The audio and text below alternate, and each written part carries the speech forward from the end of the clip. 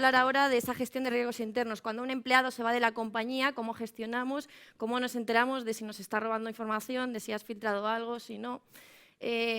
Tanto desde la parte pura del riesgo como tal, interno, como luego cómo vamos a enlazar eso con identidad. Vamos a tener a nuestro Marcelo para que nos cuente la parte de identidad, que es nuestro Global Black Belt para identidad en España.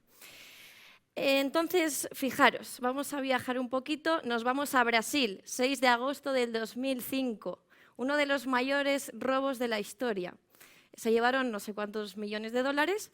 ¿Qué pasó ahí? Los ladrones excavaron un túnel desde una casita alquilada hasta la cámara acorazada. Y ahí, pues claro, ¿qué pasó? Pues no es que no tuvieran previsto que pudiera entrar alguien, o sea, la puerta estaba blindada, había cámaras, tenían sus mecanismos de seguridad. Dentro de la cámara acorazada tenían contados cuántos dólares tenían, es decir, lo tenían etiquetado, digamos, para saber si se lo quitaban o no. Tenían esos mecanismos de DLP en la puerta para que no se sacara directamente. Sin embargo, no tenían previsto que les podían entrar por debajo. ¿Y por qué cuento esto? Porque eso es justamente lo que nos suele pasar también. Muchas veces nos olvidamos de que nos pueden entrar desde el propio interior, ¿no? De que hay gente en nuestra cámara acorazada con acceso totalmente lícito a toda la información sensible que puede hacer un tunelcito por debajo y llevárselo a su casa. Y sobre todo ahora, después del COVID, hemos dado acceso a toda la información sensible a los trabajadores. Bring your own device. Bueno, todo lo que queráis escuchar, pues ahora mismo tenemos un acceso bastante libre a toda la información que queramos desde nuestra propia casa. ¿Qué pasa? Pues efectivamente nos lo llevamos y de ahí vía desfiltración libre. Y fijaros que el resultado es exactamente el mismo que si lo hubiéramos sacado por la puerta principal. Sin embargo, la puerta principal solemos tenerla súper blindada, tenemos mecanismos para que no nos entren desde fuera, para que no se saque desde dentro para afuera por la puerta principal. Pero, sin embargo, ese túnel no lo tenemos controlado.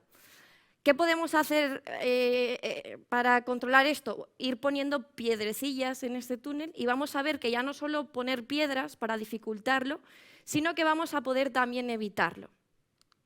Ahora hago referencia a un artículo que escribió Brett Arsenault, que es el CISO de Microsoft, muy interesante, os vamos a compartir las slides, tenéis aquí el enlace, el artículo muy interesante sobre precisamente cómo controlar todos esos riesgos internos. Y hace mención, hay como 4 puntos principales que él menciona, y yo destaco 2 aquí. Uno habla de reconocer que el empleado es la puerta de entrada y salida, o sea, la principal línea de defensa de la información, ¿no? Con lo cual, no nos vale, eso evidencia que no nos vale con etiquetar un documento, poner un DLP para que no se filtre, sino que tiene que haber algún tipo de foco en la persona como tal, en ver qué hace esa persona que realmente tiene acceso lícito a esa información sensible. Y en segundo lugar, hablaba de utilizar herramientas de Machine Learning para lo que decimos aquí, hacer más con menos, que es muy marketingiano. Básicamente es aprovechar al máximo toda la información a la que tenemos acceso para exprimirla todo lo que podamos. Cuando hablamos de riesgos internos, no nos limitemos solo a lo que solemos conocer, que es pues el robo por empleados que se van, exfiltraciones. Hay mucho más que abarca eso, pues conflictos de intereses, fraude, violaciones normativas. Violaciones en el puesto de trabajo, etc. Bueno, aquí tenéis toda la redondita con todos los tipos de riesgos, hay muchísimos, simplemente que los tengamos en el radar. Y sí es verdad que luego hay unos cuantos que se repiten más, sobre todo los 2 que tenéis aquí en grande, el robo de datos por empleados que se van de la compañía y las exfiltraciones de datos, ya sea de forma inadvertida o realmente malintencionada. Sin embargo, claro, sabemos que todos esos riesgos están ahí. Pero yo siempre digo, ojos que no ven, corazón que no siente. Sabemos que hay riesgos, sabemos que puede haber empleados que exfiltren datos, pero hasta que no lo veamos no nos acaba de preocupar. Y yo realmente el momento que más me gusta a mí, y eso no os va a gustar a vosotros, para mí el momento que más me gusta es cuando os hago activar este report. De hecho, os animo a todos, si no lo tenéis activo, a que lo activéis. Simplemente es un botoncito en Microsoft Purview. Dentro del apartado de Insider Risk Management se llama Analytics. Tú le das ahí y automáticamente te hace un barrido de todos tus entornos y todas las actividades que se están realizando ahí, que están realizando tus usuarios, y te saca unos porcentajes. Porcentajes de potenciales exfiltraciones que están ocurriendo actualmente en tus entornos. Y a mí, perdonadme, pero es el momento que más me gusta cuando veo vuestras caras con esos porcentajes, porque es como, yo sabía que existía el riesgo, pero yo pensaba que a mí no me pasaba o me pasaba menos. Y realmente aquí te das cuenta que no, eso es potencial exfiltración, ¿eh? Eso lo hace la herramienta de manera inteligente, luego se revisa.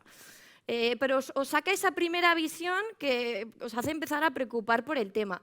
Fijaros que aquí nos habla de un 1,3% de usuarios que han realizado actividades de exfiltración en este tenant. Y podemos decir, bueno, 1,3 es poco, ¿no? Podría ser peor. Dices, sí, pero a la que ves que este report es solo de los últimos 10 días y está realizado sobre 23.000 usuarios, la verdad que no he hecho el cálculo, pero si cogemos el 1,3 de esos 23.000 y lo multiplicamos 10 días por todos los días que tiene el año, pues la verdad que va sumando y aquí ya sí que se vuelve más preocupante. Con lo cual, lo primero, reconocer, ¿no?, que hay ese riesgo y que realmente es más alto de lo que podemos pensar. Y aquí las 3 claves. Solemos estar muy acostumbrados a, bueno, sí, yo eso lo soluciono con mecanismos. Yo pongo un mecanismo que me mande alertas cada vez que un usuario se descargue más documentos de lo que debería descargarse. Eso está muy bien, pero a su vez eso nos da muchos falsos positivos para los que no tenemos recursos que destinar. Con lo cual, hay las 3 claves verdaderas para una buena estrategia de riesgos internos, de control de riesgos internos, es conocer el contexto del usuario, conocer la intención del usuario, y con eso ya sí que cuando esas dos nos dan que realmente esa intención existe, pues a partir de ahí ya sí que activamos los mecanismos que nos alerten, nos ayuden a controlar, nos ayuden a investigar, lo escalamos para que los de legal y recursos humanos le den una vuelta, etc. Pero tenemos que juntar estas 3 realmente para que, digamos, que acertemos en esa preocupación. Cuando hablamos de contexto, ¿a qué me refiero? Me refiero a contextos como que el usuario ha sido despedido, que el usuario la semana pasada tuvo una mal performance review, cosillas, detalles que hacen que el riesgo del usuario de repente crezca y nos haga pensar, nos haga intuir que esa persona de repente puede exfiltrar. O sea, la semana pasada no tenía tanto riesgo, ahora que acaba de renunciar o acaba de ser despedido, pues vamos a poner un foco especial en esta persona, porque ahora de repente sí que tendría riesgo o motivos para exfiltrar. En segundo lugar, la intención. Cuando hablamos de exfiltraciones de datos, muchas veces, no hace falta pensar mal, ¿no? Muchas veces lo podemos hacer de forma inadvertida. Yo qué sé, me voy a la playa, me permite teletrabajar, en la playa no tengo conexión a internet. Brillante idea, me voy a descargar todos mis documentos, me los copio a mi pen personal para que yo así desde la playa, desde el apartamento de la playa, pueda trabajar. ¿No ha sido con mala intención? No del todo, no, porque era con la buena intención de trabajar, pero claro, luego ese pendrive nadie sabe lo que pasa con él, igual que el disco duro de tu padre, pues lo mismo. Y luego la segunda parte, ¿no? Puede ser directamente de forma malintencionada. Yo me voy de la compañía, me voy a la competencia, voy a llegar ahí con todo mi gran conocimiento de esta otra empresa, con lo cual me lo voy a copiar todo, me lo llevo. O voy a crear mi propia empresa, voy a llevármelo todo también para que me ayude a sentar esas bases de mi propia empresa. Aquí tendríamos la parte un poco más malintencionada. Y aquí otra pregunta lanzo cuando hablamos de mecanismos. ¿Por qué? Porque estamos acostumbrados a hablar de mecanismos, en esos casos, mecanismos siempre reactivos, es decir, detectamos que esa persona de repente tiene un comportamiento sospechoso, se ha descargado mucha información o directamente nos enteramos de que has filtrado datos y tenemos mecanismos para ver esas alertas y para investigarlas. Pero no lo hemos evitado, no hemos evitado que esa persona exfiltrara, con lo cual utilizamos mecanismos que nos permiten ser proactivos o reactivos. Y aquí la gran diferencia en cuanto a eficiencia de tiempo y en cuanto también a ahorro de dinero. Si podemos evitar esa filtración, pues mejor que mejor. Está bien enterarme, aquí ya supero la parte de ojos que no ven, corazón que no siente, me estoy enterando, pero y si puedo evitarlo, pues mucho mejor.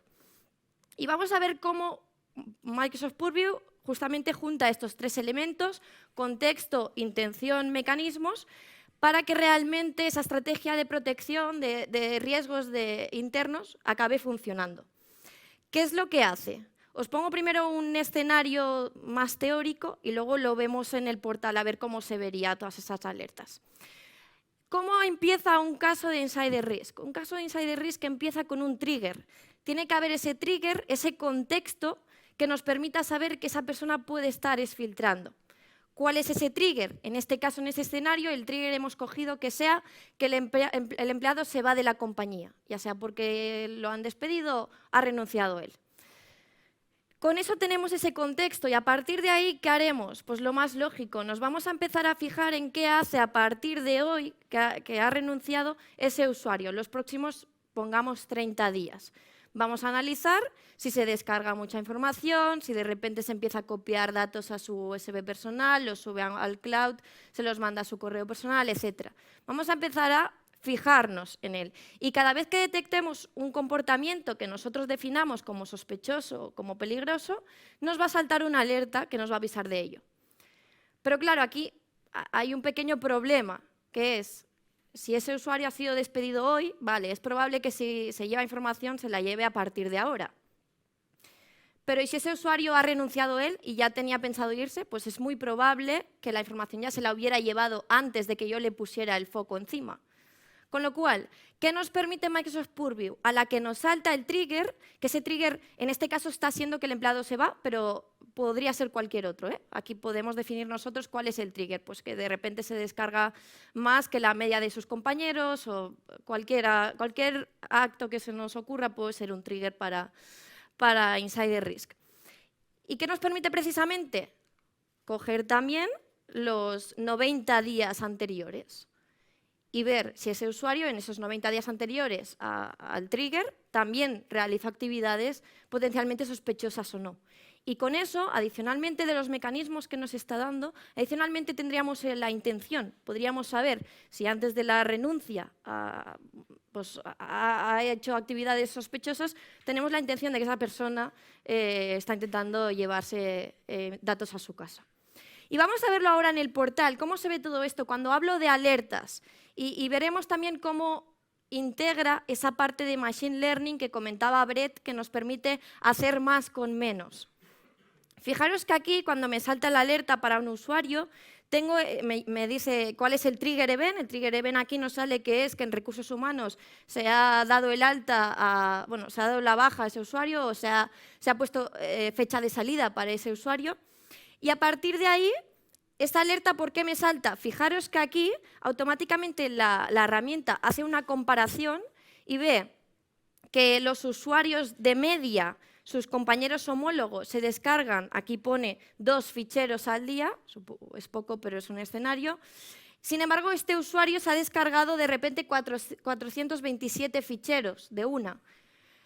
¿Cuál es aquí el valor añadido? El valor añadido es que permite hacer esa comparación, ¿no? Permite ver que realmente esa persona, comparado con el resto de usuarios, parece que está haciendo algo que no debería. Igual, compara con, fijaros al lado hay otra barrita que nos pone dentro de los sites de SharePoint al que ese usuario tiene acceso, cuál es la media de descargas que suelen hacer los usuarios en ese site de SharePoint, que en ese caso no sé si pone que son 6, sin embargo este usuario hace 28. Pues ahí también alerta, ¿no? Esta persona comparado con sus compañeros homólogos, comparado incluso, aquí no lo pone, pero a veces nos lo compara también con su comportamiento habitual, pues esa persona normalmente se descarga X ficheros, de repente se ha descargado muchos más. Esa comparativa más de forma automática e inteligente que hace la herramienta es la que nos aporta ese valor añadido. Eso no quita que nosotros luego podamos poner esos thresholds de decir, oye, cada vez que esa persona se descargue más de 10 ficheros al día, lanza una alerta. Eso está muy bien, pero lo que realmente nos permite a veces descartar esos falsos positivos es poder hacer ese tipo de comparaciones más inteligentes. Fijaros que aquí también me pone cuál es la lista de acciones que ha realizado este usuario y en qué dominios. O sea, se ha copiado a un USB, ha enviado esto a su Gmail personal, etc. Me pone ahí toda la lista. Y me ponía también que ha hecho una secuencia extraña. Otra cosa interesante, la herramienta coge toda la secuencia que se realiza sobre un mismo documento.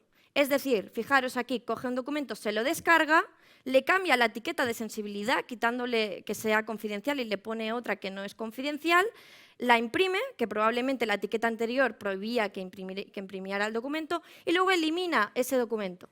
Con lo cual hay comportamientos que por sí solos no nos hubieran causado una alerta, porque descargar un documento, cambiarle una etiqueta, imprimirlo, por separado son acciones que no tienen ningún tipo de nada que pueda ser sospechoso, pero cuando lo juntamos, cuando vemos que es sobre el mismo documento, cuando vemos además que es algo repetido con varios documentos y cuando encima tenemos el trigger de que esa persona se va de la compañía, pues aquí ya sí que tenemos algo que investigar. No solamente hablamos de comportamientos en herramientas de M365, fijaros que aquí también nos saltarían alertas para herramientas de terceros como puede ser Salesforce. Aquí nos ponía que se ha descargado un report sensible en Salesforce. También lo tendríamos. Si añadimos una capa más de investigación y queremos ver, oye, esa persona sí ha accedido a un documento que me dice la herramienta que es sensible, pero quiero realmente comprobar cuál ha sido este documento y ver si realmente era sensible. Lo podríamos también ver. Aquí siempre, sobre todo, matizo, lo podríamos ver con los permisos necesarios. Dentro de la herramienta hay una serie de permisos y roles que el usuario tiene que tener asignados para ver eso. Hay varios predefinidos, ¿no? Pues si eres el investigador, si eres el analista, etcétera, vas a poder ver todo esto. Si eres el de IT que define las políticas, no lo vas a poder ver. Todo esto está controlado. Fijaros, además, vamos a añadir una variable más porque con esto no teníamos suficiente. Normalmente por Teams, por Exchange, por Yammer, por herramientas de comunicación, incluso por WhatsApp, si tuviéramos el conector de WhatsApp for Business, solemos trasladar también esa intención, ¿no? Solemos decir, pues, oye, proponemos a nuestro compañero que nos ayude a X cosa, que igual es algo un poco ilícito. Y sí podemos controlar esas comunicaciones y que nos alerte en caso de que detectemos que alguien está intentando o comunica vía Teams, vía Exchange, vía lo que sea, que va a hacer algo ilícito. Eso es la parte de Communication Compliance, que es justamente la misma que aplicaba en los prompts de Copilot, que nos avisaba de un prompt, digamos, malicioso. En este caso es exactamente lo mismo. Fijaros que aquí en este vídeo, no sé si se ha visto, voy a intentar volver a ponerlo. Aquí nos salta una alerta de un usuario que, si os fijáis, dice que le pide su apoyo para manipular el precio de la acción, o no sé, sí, de la acción. Pues en este caso somos capaces de detectar automáticamente que hay alguien que está proponiendo algo que no debería. Eso, sobre todo en sectores financieros regulados, de tema de traders, etcétera, pues es muy útil. Somos capaces de detectar esto. Con lo cual, adicionalmente a las alertas de actividad, tenemos alertas de comunicación y podemos sumarlas dentro del mismo pack. Al final, fijaros que aquí nos hace un macheo de con cuántas políticas de este tipo ha hecho match un usuario.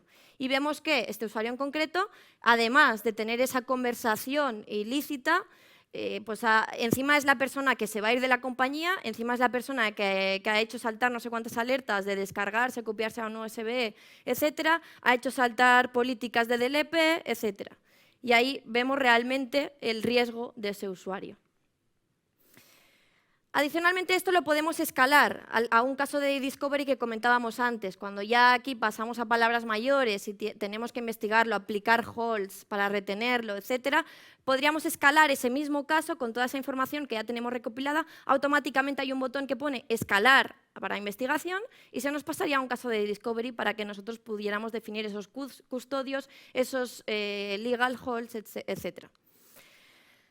Sin embargo, aquí nos faltaría una parte. Antes yo hablaba de mecanismos proactivos y, sin embargo, aquí os estoy contando mecanismos bastante reactivos, en los que yo veo las alertas, yo puedo escalar para investigar, pero no estoy evitando esa filtración.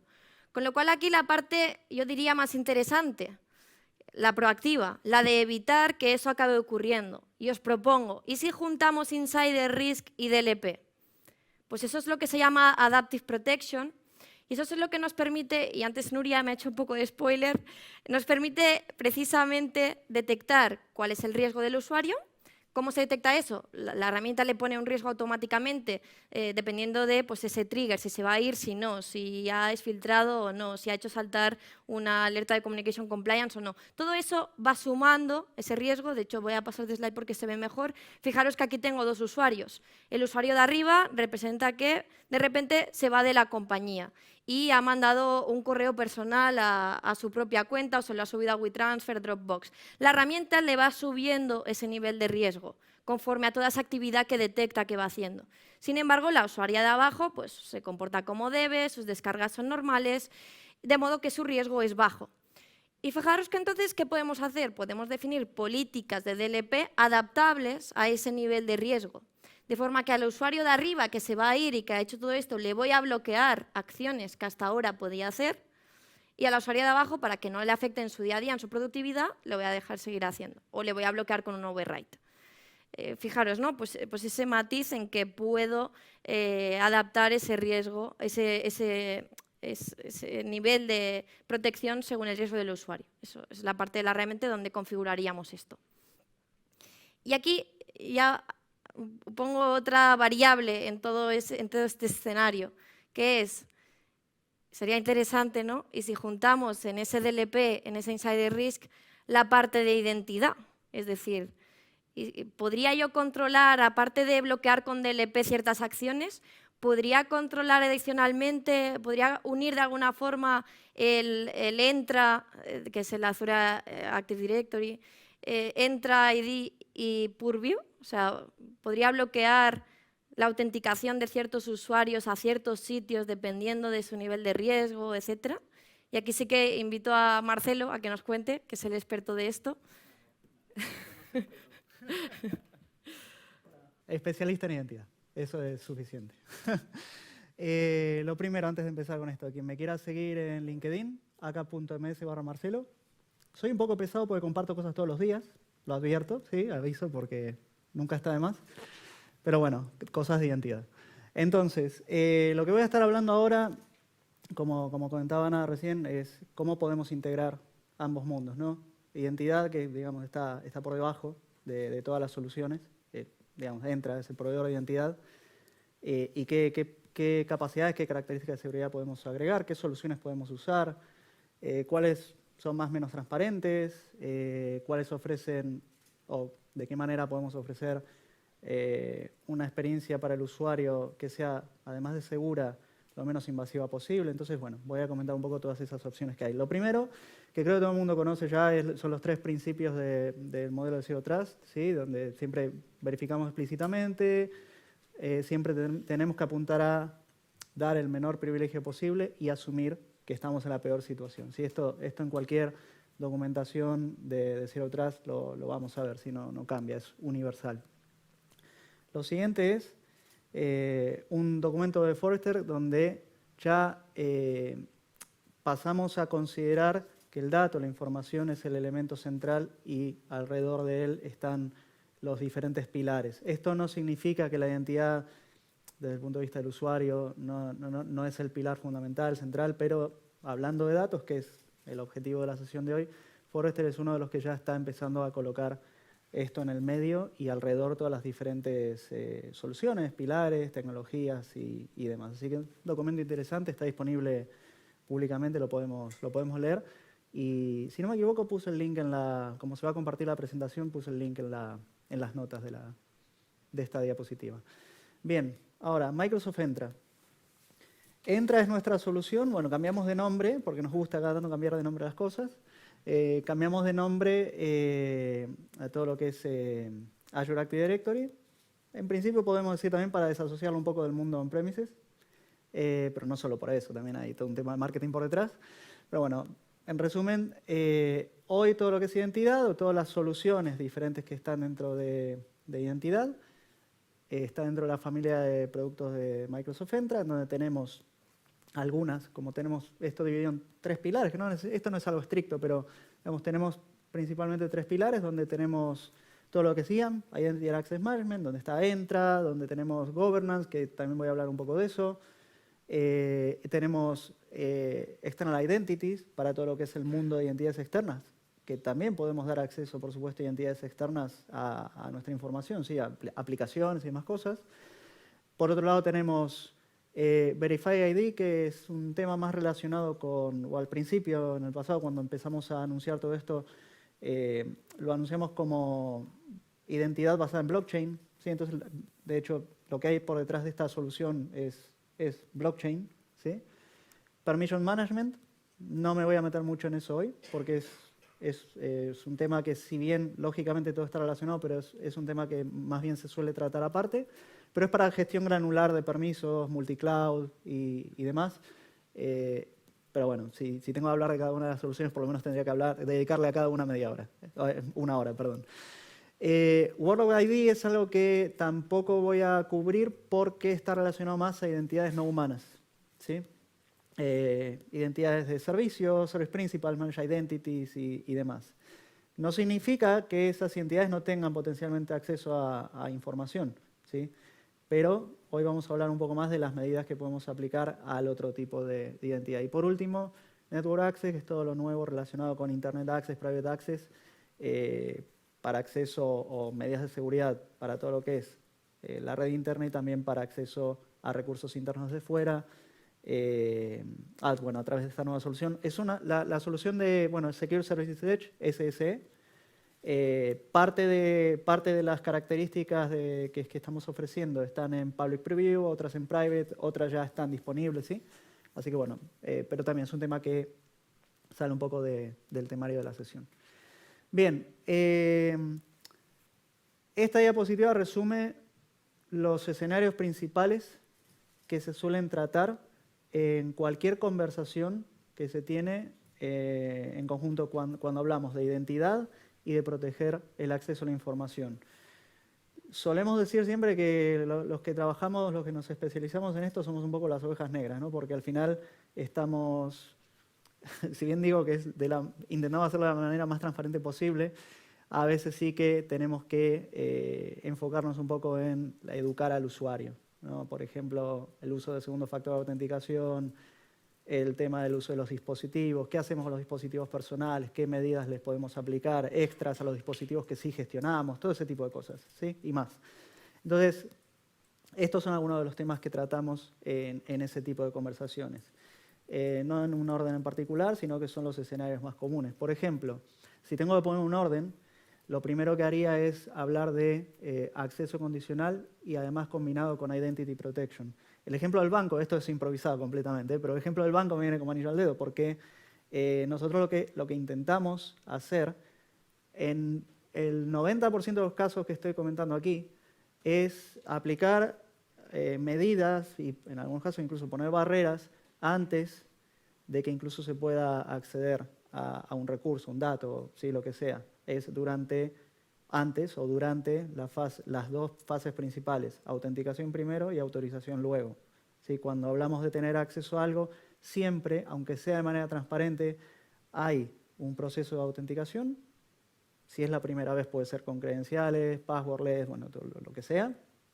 Y la posterior, que es la autorización, que es la que está más asociada al recurso al que queremos acceder, ¿sí? Siempre tenemos estos dos frentes en donde podemos trabajar y enfocar todas las medidas de seguridad que queramos implementar. Entonces, cuando creamos políticas de acceso condicional, algunas de las cosas que podemos hacer es, por ejemplo, aplicar restricciones basadas en la ubicación del usuario, sea o bien por país, por rango de direcciones IP, por ubicaciones familiares, que es otra cosa que está más relacionada con protección de identidades. En fin, podemos usar diferentes criterios para poner esa primera barrera, ¿no? Al momento de autenticarse. Ahora, lo ideal sería combinar esto con Identity Protection. ¿Por qué? Porque esa es la solución que nos va a dar a nosotros un abanico de posibilidades más amplia en términos de detecciones. Casi no hay que hacer muchas cosas aquí. Hay que hacer, por supuesto, un ejercicio de implementación, pero, digamos, no es complejo. Pero Identity Protection nos va a dar una serie de detecciones que van a ser o bien en tiempo real o bien offline. Generalmente las que son offline y digo generalmente porque no todas, son las que tienen que aprender del comportamiento de los usuarios. ¿Sí? ¿Por qué tienen que aprender? Básicamente para evitar falsos positivos. ¿Sí? En parte por eso. Hay otras detecciones, hay una, por ejemplo, que igual está incluso disponible sin tener Identity Protection, que es la detección de credenciales que están expuestas en Internet, en el mercado negro, básicamente. ¿Sí? Entonces nosotros, bueno, nuestros sistemas se conectan, periódicamente verifican si hay credenciales que estén filtradas, informamos esos casos y se puede actuar. Ahora, todo esto genera también o asigna a nuestros usuarios un tipo de riesgo, un nivel bajo, medio, alto. ¿Sí? Entonces nosotros ahí podemos empezar a crear nuestras políticas para actuar dependiendo del nivel del usuario. Si voy a pasar así vamos viendo todo esto. Nosotros podemos actuar, digamos, puedo bloquear si considero que para un recurso en particular quiero limitar o no quiero dar acceso a quien tiene riesgo medio, mientras que para otro solo me interesa bloquear a quien sea de riesgo alto. Y hay una cosa muy interesante también, que es esta información del riesgo, del nivel de riesgo de un usuario se puede compartir incluso entre diferentes tenants. No tienen que esto no está limitado a mis identidades. ¿Sí? Si yo estoy invitando a alguien, a un usuario externo, puedo también compartir esa información del riesgo del usuario. Si estoy invitando a alguien que viene con riesgo alto, probablemente no me interesa que ese usuario tenga acceso a mi información o que use mis aplicaciones, que a la vez dan acceso a mi información. ¿Sí? Entonces, todo esto se puede combinar. Y como digo, hay cosas de las que estoy comentando que no hay que hacer nada más que activarlas, ¿sí? Poco más. Por ejemplo, las detecciones son en tiempo real, offline. No hay que hacer nada. Las detecciones están disponibles. Simplemente tenemos que, a aquellas que corresponde, dejarlas que aprendan y luego ya veremos qué es lo que se nos reporta. Y las que son en tiempo real, bueno, ya nos empezarán a reportar en tiempo real basado tanto en el riesgo asociado al usuario como en algún otro caso, varios otros casos, en el riesgo basado en ese inicio de sesión, en ese intento de inicio de sesión en particular. ¿Sí? Entonces, por eso aquí vemos que tenemos varios ejemplos, ¿no? Donde puedo aplicar controles a dispositivos, identidades, ubicaciones, como comentaba antes, tiempo real, que lo tenemos abajo, y luego bloquear, dar acceso. Puede que me interese también, por ejemplo, en algunos casos, dar acceso sí, pero bajo ciertos criterios, ciertas condiciones, también pedir un segundo factor de autenticación. ¿Sí? Ahora, yo a propósito de esto estoy hablando de todo lo que puedo hacer durante la fase de autenticación y en algunos casos en las fases de autorización, pero ¿qué pasa cuando estoy dentro? Esa es la otra pregunta, ¿no? Cuando ya logré entrar, estoy autenticado y puedo potencialmente acceder a diferentes recursos. Bueno, ahí también podemos aplicar medidas. Entonces, esto es para resumir un poco cuando combinamos, ¿no? Identity Protection a través de Conditional Access, es la mejor manera de hacerlo. Y Purview en este caso, que digamos, no es que hay que hacer una integración explícita con Purview. La traducción de esto es, cuando aplico este tipo de controles, este tipo de políticas, este tipo de medidas, ya automáticamente se van a aplicar no solo para cuando intente acceder a Purview, sino a cualquier recurso que esté por detrás, que esté por encima, perdón, de Entra. ¿Sí? Porque al final es el proveedor de identidad para todo. Por ejemplo, para toda la suite de Office, Entra es el proveedor de identidad. Muchísimas, o todas, vamos a decir casi todas las cosas que estoy comentando se van a aplicar a todas las aplicaciones de la suite. Hay algunas cosas que tener en cuenta en particular, depende del tipo de cliente y otras cosas, pero bueno, vamos a entrar en eso ahora, en donde hay ciertas detecciones que no son compatibles, digamos, con esos casos, pero para simplificarlo vamos a decir que todo lo que estoy comentando ahora se puede aplicar en todo momento, y como digo, tiempo real, offline, adaptativo es otro término de moda, pero bueno, todo esto también es completamente adaptativo porque se basa en el riesgo, ¿no? El riesgo calculado de las identidades y demás. Bien, lo siguiente es Identity Governance, tema súper interesante. Como decía antes, podría estar hablando por lo menos una hora de esto, pero vamos a resumirlo. Lo que quiero comentar en cuanto a Identity Governance es, lo primero, si decido implementar una solución de governance, lo ideal en estos casos sería definir un modelo de, digamos, hay dos conceptos que me interesa comentar ahora. Uno es el concepto de catálogo, que está por ahí, en la imagen, y otro es el concepto de Access Package. Un catálogo va a ser como un repositorio grande de recursos. Un recurso puede ser una aplicación, puede ser bueno, un grupo, en fin, recursos, varios, ¿sí? Y ese catálogo dentro va a tener diferentes access packages, son paquetes de acceso. Los paquetes de acceso son los que van a ser potencialmente asignados a los usuarios, ¿sí? Puedo crear esto a mi antojo, quiero decir, si quiero crear un catálogo por departamento o quiero crear un catálogo general con muchos paquetes dentro por departamento, proyecto, por los criterios que quiera, lo puedo hacer, no hay ningún problema. Sobre esto puedo aplicar luego políticas. Las políticas me van a permitir hacer cosas como, por ejemplo, dar acceso a usuarios internos solamente, a internos y externos, hacer asignación manual, pedir información adicional al usuario al momento de que intente acceder, antes de asignarle un paquete, porque la asignación del paquete implica el provisionamiento de los diferentes recursos que tiene ese paquete, revisiones de acceso periódicas, eliminación de cuentas inactivas, en fin, puedo hacer muchas cosas una vez que defino este modelo, ¿sí? Otra de las cosas interesantes es, de nuevo, todo el mundo de identidades externas, de invitados, que también podemos controlar a través de esto. Puedo controlar el ciclo, independientemente de si son invitados o no, puedo controlar el ciclo de vida, por un lado, de las identidades y por otro lado, de los accesos que doy. Tengo algunas características, capacidades de esta solución que me permiten hacer esto de manera automática, recibir recomendaciones, revisarlas, aplicarlas, aceptarlas sin más, ¿sí? O sea, es bastante flexible todo esto. Y también tengo la posibilidad, como decía, en cuanto al control del ciclo de vida, y esto es una realidad en muchísimas compañías son híbridas, ¿sí? Todavía estamos lejos de que la tendencia sea puramente cloud.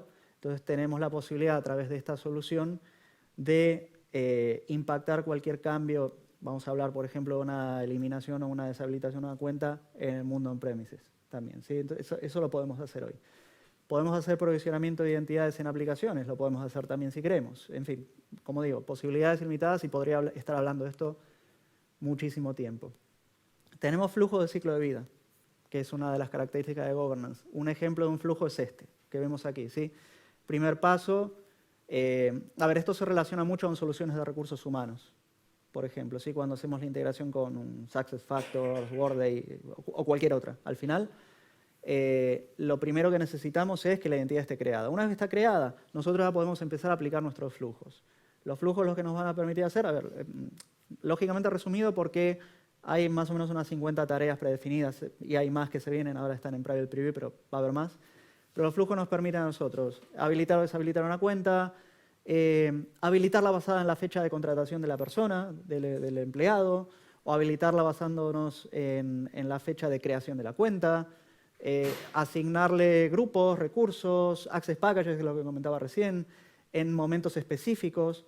Y todo esto dinámico también. Quiero decir, todo esto lo que puedo hacer en tiempo real es verificar atributos de los usuarios para detectar, por ejemplo, un usuario cambia de departamento. Si yo tengo un flujo que a ese usuario le va a asignar aplicaciones, recursos y más cosas y le va a dar acceso a través de todo esto a información del departamento de finanzas, por ejemplo, probablemente no me interese que ese usuario mantenga todos esos permisos si se va a cambiar, ¿sí?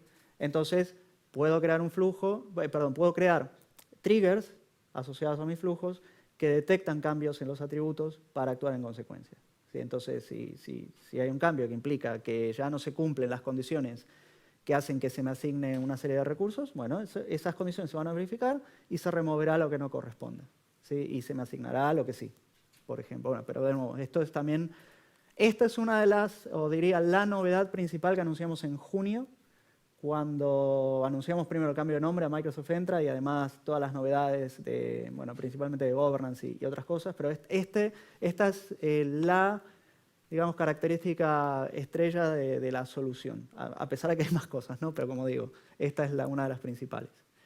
Lo otro, tenemos la posibilidad, y ya nos metemos en la integración, ¿no? Con DLP y esas cosas. Tenemos la posibilidad de crear lo que llamamos Administrative Units, contenedores, ¿sí? Quien conozca Active Directory on-prem es similar a una unidad organizativa, ¿sí? Una OU. Bueno, podemos crear contenedores donde vamos a agregar, en este caso, usuarios. Pueden ser otras cosas, pero vamos a hablar de usuarios aquí, en este caso. Y esas Administrative Units luego las vamos a poder usar dentro de nuestro DLP para delegar permisos a los administradores delegar permisos específicos sobre esos usuarios en particular, ¿sí? Las tareas que pueda hacer en base al scope de permisos que tengan esos usuarios, ¿sí? No es que voy a poder delegarle cualquier cosa en términos de la integración, me refiero. No es que voy a poder delegar cualquier tipo de permiso, como por ejemplo le quiero delegar que pueda cambiarle la contraseña o sí, ese tipo de cosas. No. Pero voy a poder limitar las capacidades de administración o limitar a un grupo determinado de usuarios lo que puede hacer un administrador, ¿sí? A través de esta integración entre DLP y Admin Units. Es un concepto interesante porque si pensamos a gran escala, miles de usuarios e incluso en administración segmentada sí que nos puede resultar interesante que un grupo de administradores pueda gestionar a unos usuarios mientras que otros puedan gestionar a otros, ¿sí? Así que bueno, es una de las integraciones que tenemos. Es un trabajo en conjunto. Normalmente las Administrative Units las va a crear quien administre el directorio y las políticas de DLP, bueno, quien administre esto, ¿sí? Así que esto es una de las cosas que se deben trabajar en conjunto. No quiere decir que el otro no. Sí, que la creación de políticas, requerimientos basados en riesgo y demás, no. Pero esto sí que es algo que necesariamente se debe trabajar en conjunto.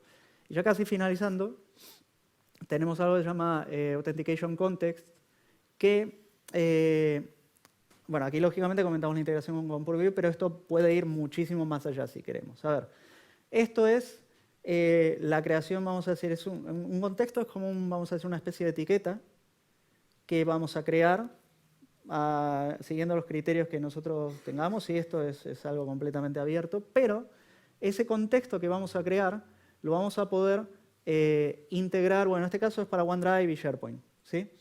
Lo vamos a poder integrar de manera tal de que ante una acción específica dentro, por ejemplo, de un sitio de SharePoint, nosotros podamos invocar a una política de acceso condicional para que haga lo que esa política tiene configurada. Por ejemplo, un caso típico es, quiero acceder a un repositorio, un documento en concreto, puedo crear un contexto, ese contexto lo configuro como vemos aquí, ¿sí? Ese contexto que tengo asignado, primero tengo que crear el contexto, luego lo puedo, en el orden que quiera, lo puedo asignar a una política de acceso condicional o lo puedo asignar al recurso, ¿sí? Da igual. Pero necesito hacer ambas cosas para que exista ese link. Es un puntero al final, ¿sí? Entonces, lo que va a pasar es que yo lo que puedo hacer, por ejemplo, con esto es, cuando accedo a un recurso, detecto que hay un contexto, ese contexto lo voy a buscar al engine, al motor de acceso condicional, y disparo la política de acceso condicional que está asociada a ese contexto. ¿Qué va a hacer esa política? Puede pedir un segundo factor antes de darme acceso al documento, por ejemplo. O puede restringirme acceso porque no estoy en una de las ubicaciones permitidas, ¿sí? Puedo aplicar ya todas las condiciones, todos los controles que tengo disponibles en acceso condicional, ¿sí? Y la integración es súper simple. Como vemos, es la creación de dos objetos. Y aquí el trabajo más, digamos, pesado está del lado de identidad porque es definir todas las condiciones, los criterios que vamos a requerir y demás. A ver, aquí hay un ejemplo que es de simplemente mostrar un formulario de términos de uso, que también es posible hacer a través de acceso condicional. Pero podemos hacer lo que queramos, ¿sí? Y como las políticas, de nuevo, como comentaba al principio, se integran también con protección de identidades, con sus detecciones en tiempo real y offline, podría poner todo eso por encima de un simple acceso, bueno, simple, depende, pero de un acceso a un simple documento, ¿sí? Y de esa manera dejar pasar o restringir, limitar, bloquear, ¿sí?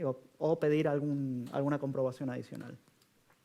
Bien, una cosa más y ya te doy paso, que la quería comentar si daba tiempo y me quedan 2 minutos. Tenemos otra cosa que también está habilitada por defecto, no hay que hacer nada, ¿sí? Que se llama, es un protocolo más bien, se llama Continuous Access Evaluation. Es Continuous Access Evaluation Protocol, KEP, ¿sí? Esto lo que hace, lo que podemos hacer es desactivarlo, pero no lo recomiendo. Esto no es nuevo, la implementación del protocolo como tal no es nueva, porque esto lo hicimos creo que hace 4 años, 3 o 4 años.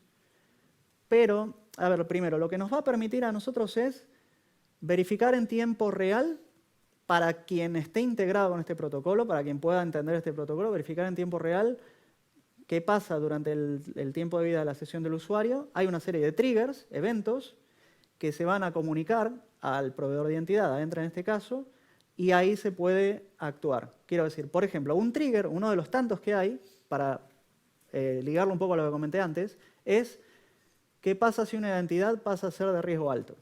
Bueno, hay un trigger que detecta eso, se lo informa al proveedor de identidad y a través de esto lo que se puede hacer es revocar de manera inmediata, vamos a decir, menos de 90 segundos tarda, ¿sí?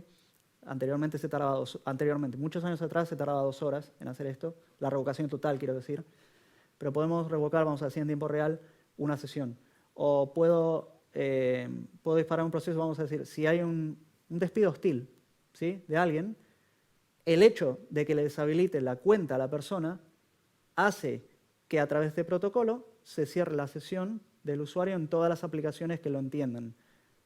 Prácticamente todas las soluciones, todas las aplicaciones de la suite de Office están integradas con esto, no hay que hacer mucho más. Pero a lo que quería ir es que, como es un protocolo y lo tenemos implementado, si queréis hacer la implementación en vuestras propias aplicaciones, también se puede. Hay que hacer 2 cosas. Primero, que el proveedor de identidad de esas aplicaciones sea Entra. Y segundo, ya después la propia integración del protocolo de CAE para que pueda enviar todas estas señales y desde el lado del proveedor de identidad se pueda también actuar. Así que, como digo, desactivar una cuenta, pedir más información, un segundo factor, ya nos metemos de nuevo en el mundo de las políticas, ¿sí? Y eso es todo lo que quería comentar. Bueno, 29 segundos. Muy bien. Muy bien, ¿eh? Bien, pues llegados aquí, vamos a hacer un poco un repaso, porque nos lo han dicho, pero luego va a haber un examen. No, de verdad, o sea, en la encuesta de satisfacción creo que han puesto una pregunta. Y para ayudaros a eso, voy a hacer un repaso para que sepáis responder. Recapitulamos, y utilizo esta imagen para hacer ese recap. Hemos empezado por la cámara acorazada, hablando de que tenemos que definir todos los tipos sensibles que tenemos dentro de esa cámara acorazada, todos esos tipos distintos de diamantes que tenemos dentro, ya sea con tipos de información sensibles, con trainable classifiers, todo lo que ha contado Matías. A partir de ahí, cuando tenemos definido qué tenemos dentro, lo etiquetamos y vamos diamante por diamante poniéndole una etiqueta. No hace falta que sea manualmente, como hemos dicho, puede ser automáticamente. Llegados aquí, tenemos identificado qué tenemos dentro de la cámara acorazada. Siguiente paso, controlar la puerta de entrada. La puerta de entrada, por un lado, hay otro bloque, ¿no?, el de seguridad como tal a nivel de Microsoft Defender, que tendremos controlada por lo que es el acceso desde fuera hasta dentro, y luego hay otros tipos de controles desde dentro hacia afuera, que es lo que comentábamos. Bueno, por una parte estaría el DLP, luego la parte que ha comentado Marcelo a nivel de autenticación. Y por último, no nos olvidemos de ese túnel por debajo. También hemos hablado de los mecanismos que tenemos para detectar los usuarios que se están llevando información a su casa. Y bien, llegados aquí, parece que lo tenemos ya todo bajo control, que no nos pueden robar. Y sí, efectivamente. Sin embargo, hay otro factor que puede ocurrir, ¿no?, que es el segurata, el hombre de seguridad que aparece por ahí, por la cámara acorazada, y dice: enséñame todos los mecanismos de seguridad que tienes. ¿Estás cumpliendo con esto y con esto? Y aquí entramos ya en la parte de normativa. Con eso daré paso a Emilio. Aquí solo destaco, ¿no?, artículo 32 de la GDPR, poner unos mecanismos de protección adecuados al riesgo. Artículo 33, ser capaz de documentar cualquier violación de datos personales que ocurre en la empresa. Ley de igualdad. Si el acoso, si trabajamos en remoto, el acoso también es remoto. Tenemos mecanismos para controlar eso. Aquí, Communication Compliance, ¿no?, con lo de antes de riesgo adaptable, Adaptive Protection. Todo lo hemos ido comentando. Más que nada para evidenciar que tras todas esas funcionalidades que hasta ahora os presentábamos como esto os interesa para que no perdáis datos, aquí hay un factor adicional que es esto os interesa porque es que os está obligando la normativa. Y con esto te doy paso. Gracias.